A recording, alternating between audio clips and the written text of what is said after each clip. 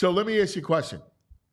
We have with us from our all PHLY Sixers show. I'm very excited because the draft is tomorrow night, and I want to get into a whole discussion about the process. So joining us right now, he is terrific. What I love about him is that he's another one of these brain people, right?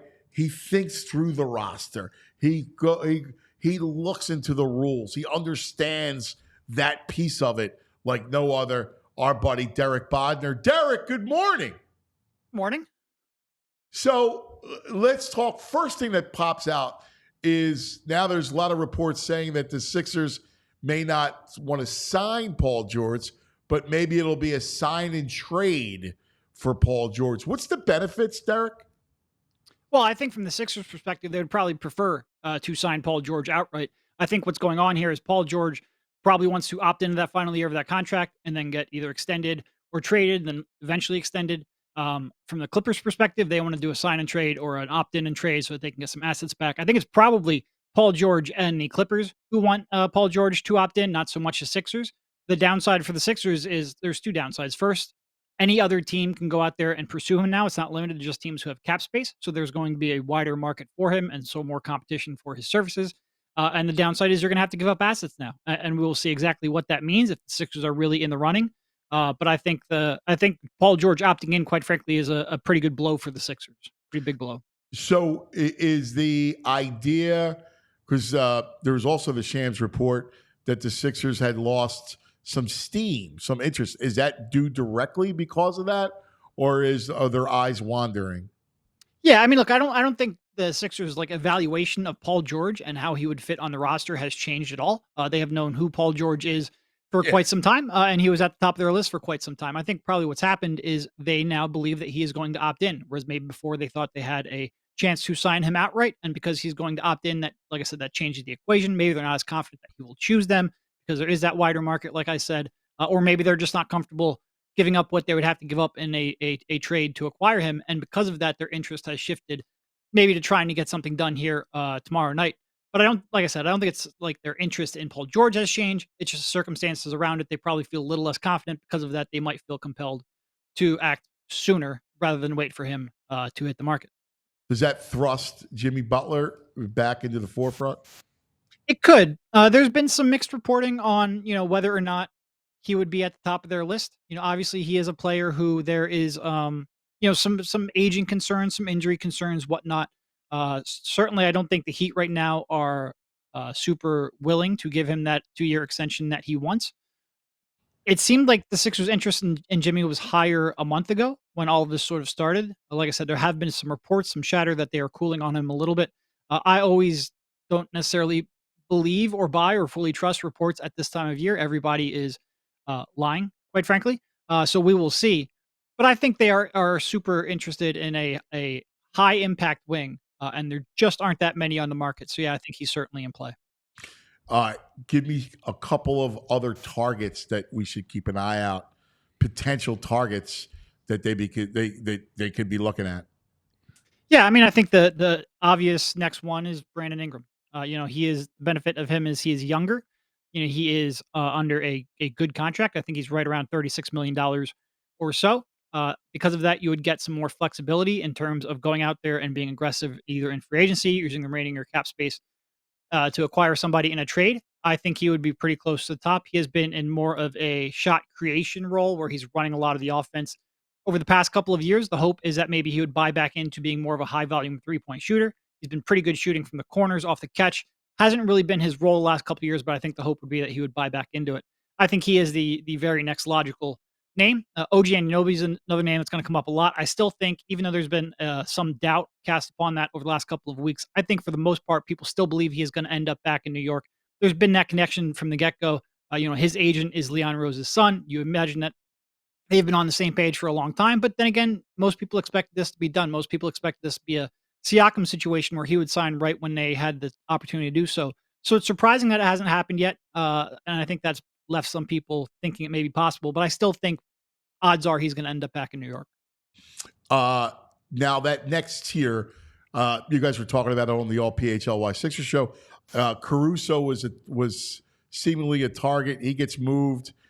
what so to fill out this roster, like again, we're talking about you got Maxi and you got Embiid and then you got to fill this whole thing out. So what are other like kind of next level, next tier kind of guys should we be looking at?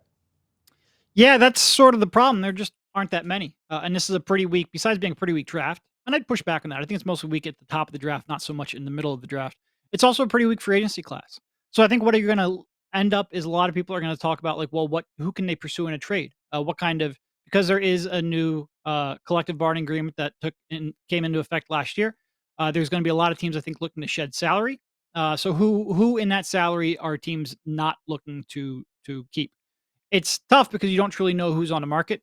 Um, it could end up being I still think that next year, if the Sixers do strike out, I don't trust that Daryl Morey can go out there and try to necessarily build a team of role players. I think he's going to try to sign a couple of guys to pretty big short-term contracts and try to be aggressive the next time a star becomes available. That's sort of been his MO throughout his career. So that would be like giving a short-term deal with more money than you're probably comfortable with to someone like uh, Batum, just so you can have him flexibility trade wise. But I guess like one name I'd throw out there, maybe someone like Najee Marshall in free agency, someone of that ilk. But that's not going to be a needle mover. But then again, like if you do go out and sign a big name free agent, let's say someone in the $49 million per year range, you would have about $15 million left. $15 million in today's NBA doesn't get you a big needle mover. It gets you someone like Najee Marshall. It gets you someone, maybe like $8 million for Kelly Oubre. You're talking about that level of free agent, not a household name, not somebody that you think is going to be an impact player. So that's what you're looking at as a second piece. And definitely, as far as the bigger pieces, marketing is not going to be on the market. There's no indication that he's on the market. He'd be a almost perfect fit because of his high volume shooting, his age, his upside, his contract Dude, he's situation. my He's number cheap one, enough. Derek. He, He's my he'd number. be He's the fantastic. guy I coveted the most. I think he's the perfect fit for them. He's a really good fit. Unfortunately, there's almost no indication that he is available whatsoever. Uh, Surprises happen, and Danny Ainge maybe keeps things close to the vest sometimes, or at least until he doesn't make the trade. But there's been no indication. I'd love to get your hopes up, but I can't do it. Yeah, that's my biggest fear. My biggest, it was my biggest one. I mean, it feels like there's no chance. So I completely get you. Let's talk big picture for a second because we're however you define the process, it's all semantics. When it first started, were you? I know we how you felt about it because I agreed with you 100%.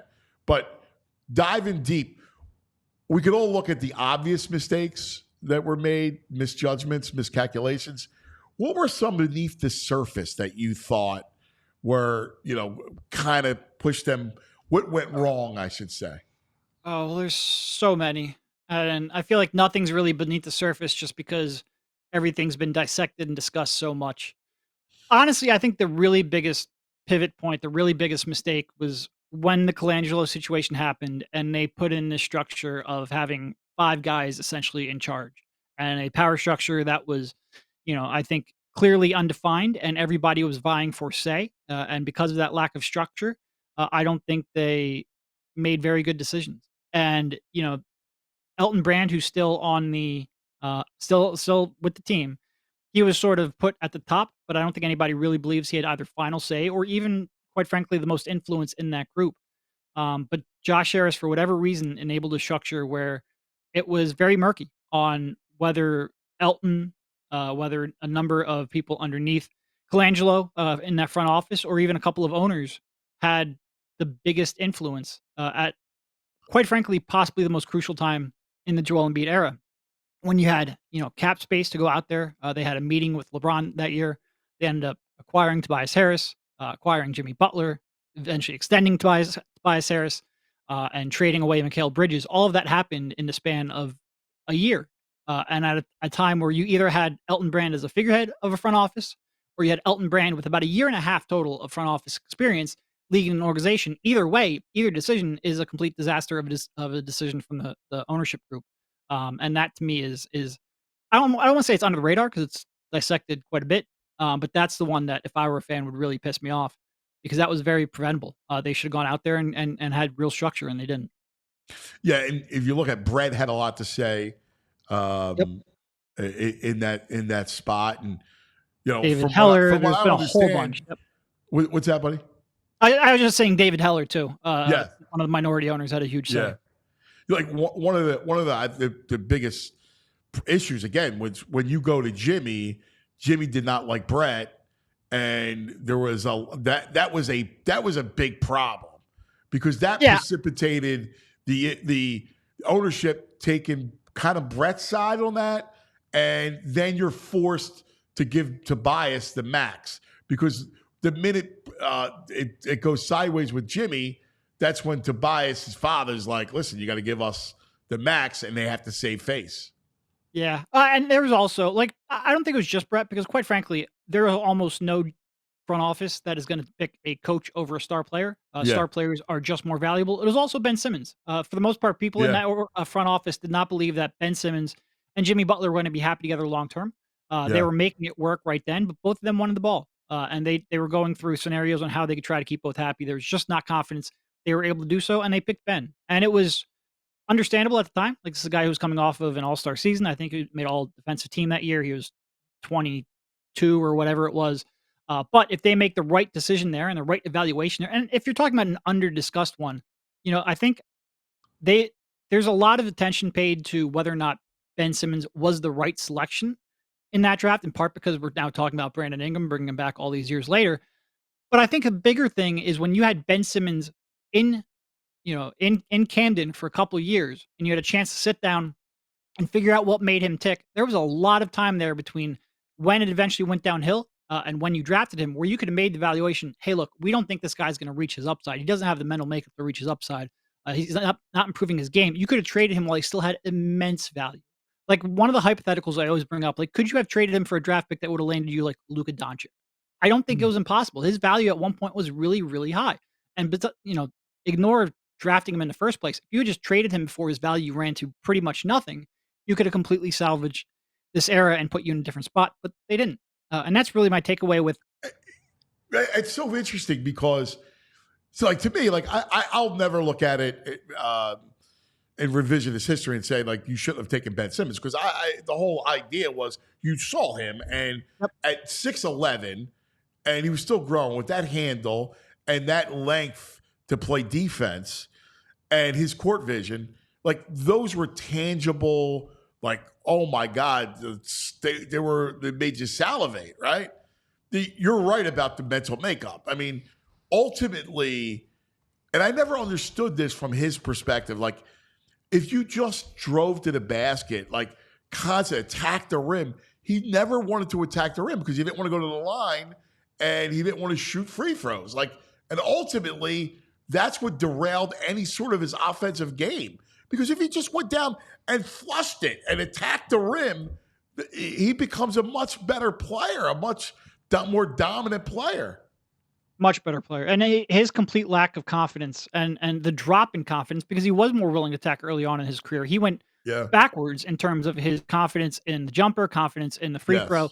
Yes. It Yes. was devastating. And like I said, it's one thing to draft him because he did have incredible physical tools. I even push Yeah. back on love for the game because people who don't care about the game don't buy in that much defensively. But there was no team, no group of people in the world who had a chance to evaluate whether or not he had the confidence, the mental makeup, whatever you want to call it, to take that next step. And there was no people that were in a better spot to predict what would have happened than the people who saw him every day, and they just didn't. And there were so many of those instances where they could have pivoted in one direction or another, whether that's Markel, whether that's Bridges, whether that's Ben, and they just seem to miss on every one of them, and it's infuriating. That's why when some people will get on Joel Embiid and the lack of success, and look, we've discussed Joel Embiid and the lack of playoff success all the time. There are certainly some very valid criticisms, but his second best player was Ben Simmons for a long time. His third best was Tobias Harris, and that's just not good enough. And it's not good enough because they made mistake after mistake after mistake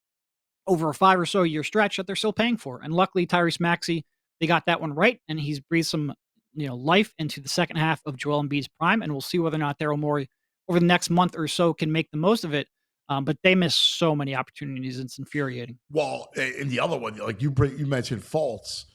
Like, listen, I get from an optic standpoint when he was coming out of Washington that you were like, all right, let's try to get a secondary ball handler that could shoot a little bit next to Simmons, and it made sense, right? Until and you had to sit down with the kid. Like, what the biggest mistake Colangelo makes is kind of he doubled down on Fultz after he sat with him. Like, the minute you sit with this kid, you go, he's really immature. Like, that was the surprising, decision that you go, let me double down on Fultz after that. Yeah, and again, I like you, I agreed with the theory behind it. Like, they needed someone who can come off of a pick and roll, high ball screen, create out of that set. That was not Ben Simmons' game. If that would have translated, then I think they would have been a really good pairing. But at some point, you have to get the mental evaluation right as well, and they just missed time and time again. And I remember talking to people with Boston. Obviously, Boston traded out of that number one pick. They're like, "Look, would we have predicted what happened? No." But like you said, there was just something off. There was a maturity level. There was too many people necessarily around him in his personal life and in his training life. And then there was a changing jump shot, which it changed more after they drafted. Was Yes. starting to change in the pre-draft process as well. So I think there were some red flags. They ignored those red flags. Because of it, they wasted a prime opportunity. Um, but again, I liked Markel. I understood it. But at some point, part of the game isn't just evaluating talent, it's evaluating people. And that Colangelo regime just missed every time. Every time. It's unbelievable. And then, like, it's funny because you go back to Sam and you go back to Hinkie, and there was, I think ownership started to get queasy, and not because I remember Sam talking about how Sam wanted to continue to build the assets. Because, like, if you're in this spot, why not, go forward and sacrifice another year or two to keep accruing assets? And I remember Sam wanting to do that and ownership getting a little bit tired of the process. Yeah. Well, look, you're nothing without a superstar level player. When Joel Embiid got on the floor, would Sam have changed his approach? I'm sure, in part because when Joel Embiid stepped on the floor, they became a Yeah. at least competitive basketball team, almost Yeah. by himself. Yes. So I'm sure they would have changed their approach pretty quickly. I don't think Hinkie wanted to go forward until they knew they had a guy to build around, and hopefully then the assets to get a couple more guys to build around, and they did. They ended up with back-to-back number one overall picks in consecutive years. We just talked about them; they pissed them away. But I think, yeah, certainly, I don't think Hinkie had any interest in moving forward just to move forward. He had to move forward with a building block that he was comfortable with. Unfortunately, Joel Embiid required that second surgery on his foot, which was not expected at the time they drafted him. Because of that, we never got to see Hinkie try to build a team. I have no idea if he could have, but I think eventually he would have, because his goal wasn't to be in purgatory forever. It was to build around a superstar. That superstar just never took foot I before he know. was gone. It was a shame too. The other bad luck was Okafor. The Okafor, and that was more of a product of bad luck with the draft. Sometimes the draft that's there isn't necessarily the best draft for you. Yep. Yeah, and that was a tough one too because, like, it's tough because everyone wants to know about, like, Porzingis, because Porzingis obviously became Right. a pretty big And he didn't success. want to come here. Yeah, but I mean, I don't think that was like Okafor didn't work out for the Sixers either. Right. I don't think that really stopped them. I think what stopped them was they didn't have, because at that point that was, I guess, about 4 months before Jerry Colangelo brought in, and they were getting low on the ability to take swings on prospects that wouldn't work out in a short-term basis. So I don't think anybody expected Porzingis to be that good that quickly, and because of that, I'm not sure they felt like they had the job security, quite frankly, to Mm. make that selection, because that was, after, like, 6 months after trading away Michael Carter Williams. I'm not sure they necessarily had Porzingis rated higher, but I also know they were starting to lose flexibility, and we can see that through front offices around the league. When you start worrying about your job security, you make different decisions, and sometimes those decisions, like with the Chicago Bulls over the last couple of years, don't really make basketball sense, but you're trying to keep their job. I think that was the first time they started feeling pressure of, like, their rope might be shortening a little bit. But to your point, there also just weren't, outside of Porzingis, there just weren't that many good players in that spot. And I think they really thought, um, D'Lo was going to fall. Hey, Derek, I just had a question. You know the cap and cap implications better than anyone. If you are Daryl Morey, what are like and you can do any moves that you want to think you think makes sense. What are your 3 moves that you would make going into the season? That's a good question. I'm still a Paul George guy. I think of the options available, none of them are perfect, but I think that is the one that I'm most comfortable with. Mm-hmm. Certainly don't love the contract, and where that would leave them, but I also think it might not matter at this point. My pivot would be Brandon Ingram. That is where I would probably go next.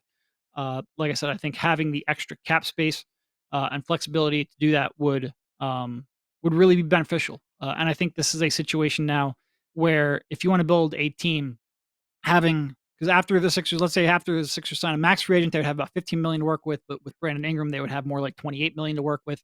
I think that can be significant. And like I said, I don't necessarily have a great name for you because I think it's going to have to be a trade. I don't think there's really anyone in free agency Has that to you're going be to be like, trade. I Yeah. want to go out there and pay $28 million to.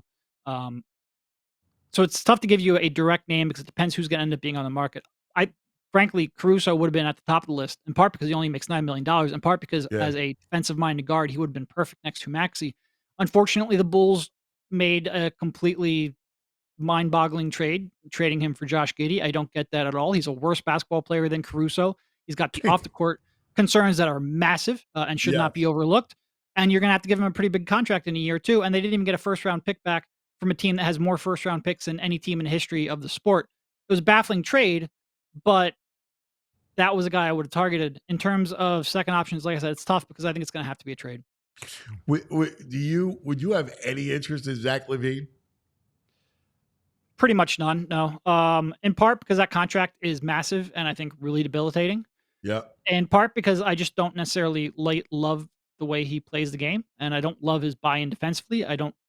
I Well, love. I that's the like his skill set problem. quite a Like lot. his lack of defensive care is a real problem next to Maxey.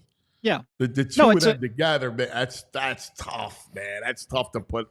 That's tough to have those two next to each other. no. It would be real tough defensively, and if he's not going to have the ball enough to warrant, to get the shots that he's used to, is he going to buy in even less? Is his defensive effort going to be worse? I have very little interest. The combination of the contract and the fact that I just don't like the fit at all, and I just don't love the way he plays the game. Hey, Derek, Matt in the chat room has a question I think we all could use some help with. Why should I be hopeful, Derek?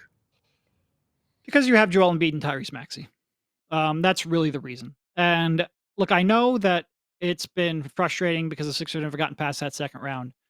For the most part, this was the first year with Tyrese Maxey as the lead perimeter guy. And I think he showed you, even though they didn't advance, I think what he showed you late in games in that series, outside of a brief time with Jimmy Butler, I don't think you ever had anybody who you really trusted late in the game with the ball in his hands like you do Tyrese Maxey. I think Joel Embiid has always sort of needed that guy with him.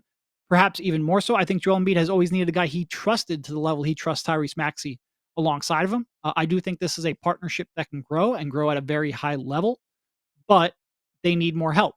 So, like, I think the core is actually like I believe in Joel Embiid and Tyrese Maxey as a pair more than I did 6 months ago. Even Yeah. though they lost in the first round, now you just have to make 2 or 3 really good moves to surround them with pieces. And look, you're not going to end up with a team like Boston. Boston, with the way they've constructed their depth, is unique and edge case. I don't think really possible in this new collective bargaining agreement. But you need better players than you currently have. You can't have Kelly Oubre be your third best player. They certainly have an opportunity to go out there and do it. If they, like I said, I don't think you need to hit 3 home runs, but if you can hit 3 doubles over the next 9 months, then I think you have a chance to compete. Maybe not with Boston. I think Boston is going to have struggles to keep that core around long term, but I do think they will keep them around next year and be the prohibitive favorite because of it. But I think if you make 3 doubles, you have a chance to be really good. Yeah, I would agree. The other thing where we're going through the painful process is like they're at they're accruing assets at the time of the European explosion, and they never got a dramatic year. I know Dario was the closest thing, but they couldn't land one of the foreign players, and there was a handful of, man, like we talk about Giannis and all those guys. Like, it's a shame. Like, that's the biggest regret is you couldn't pull mine a Euro that could make a big difference. Are you trying to say Anhes Pasechniks was not good enough? He does not qualify for you? No, and that's sort of the problem with Colangelo too. Like he brought in, like his reputation was that he was really in tune with those market. Bargnani obviously being one of the guys that he drafted #1 overall. They tried. They used a couple draft picks. Tente Luau Cabarro, Furkan Korkmaz. They're late picks, so you don't expect too much out of them. But they tried. They just never did it. I know, man. It's so interesting. I love just batting this stuff around with you. Great stuff. So, in your eyes, you think it's 99% they trade that pick tomorrow night? 99 might be a little high, but it was. I would say the percent starts in the 90s. Yeah. Yeah, that's my. I said that because there's no way they're going to use that. You don't have enough assets. You have to trade that pick. So you have to trade the pick, and you also, like I said, without going too cap nerdy, if you use a full max contract, you have about $15 million left in space. The mid-level exception is $12 million. You want to have more buying power than the mid-level exception because very few teams will. So I think you don't let that that first round draft pick, which would eat about $4 million of cap space, that would limit what you can do with your next move. So I think they will trade it. Yeah. Yeah, interesting. Great stuff, man. You are. It's going to be a very interesting night tomorrow night for the Sixers, and all eyes on our all PHLY Sixers show. Derek Bodner, thanks, brother. Yep, thank you. Here he is, Derek and Kyle Newbeck and Devon Givens. They do such a great job, man. Big week for them. Yeah, going through those mistakes. Yeah. Oh, it's torture, man. And I used to do the mental gymnastics, trying to convince myself, all right, this is great. Like, Fultz is going to work out. The minute you saw him interviewed, you're like, oh, no. What is the Chick-fil-A? It's just everything about him. It was so... I mean, he was so Pac-12. Oh, my God. BMX bikes. And we hate it. It was like, never draft a Pac-12 football player. Yes. And then the whole thing. Oh, my God. He got burned twice. Was it the Sydney guy, the cornerback? Sidney Jones. Yeah. It felt like they were like right after one another. Yes. J.J. Arcega-Whiteside. Oh, Stanford. Oh, it was horrible. You guys don't watch the Pac-12 late night. Oh, I love the Pac-12. It was terrible. Stay away from the Pac-12. Oh, my God. We all silly like the mayor.